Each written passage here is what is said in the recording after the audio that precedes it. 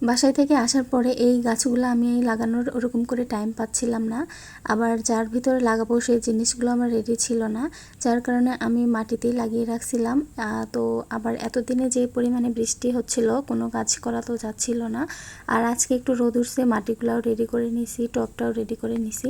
তো প্রথমে এখানে পার্পেল হার্ট যে গাছটা ছিল, তো এসে দেখেছি ঝড়েতে, রাতে প্রচুর বৃষ্টি হয়েছে, ঝড়েতে দেখি ভেঙে গেছে একটা ডাল।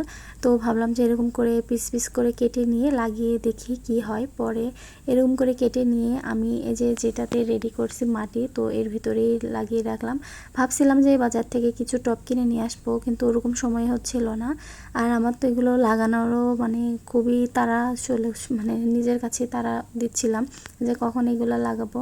আবার এই যে এটা লাগানো হয়ে গেছে, তারপরে এটা হচ্ছে সাদা পর্তুলিকার মনে হচ্ছে, কারণ ফুল নাই বুঝতে পারতেছি না, মনে হচ্ছে যে এটা সাদা। তো এটাকেও আমি লাগিয়ে নিলাম।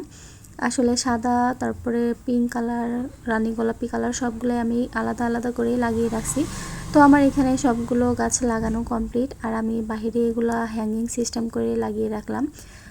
যেহেতু বাসার ভিতরে অনেকগুলো গাছপালা হয়ে গেছে, আর বাসার ভিতরে জঙ্গল জঙ্গল লাগতেছে যেহেতু বৃষ্টি হচ্ছে, আর বাহিরে এখানে ঝুলিয়ে রাখছি, দেখতেও অনেক সুন্দর লাগতেছে।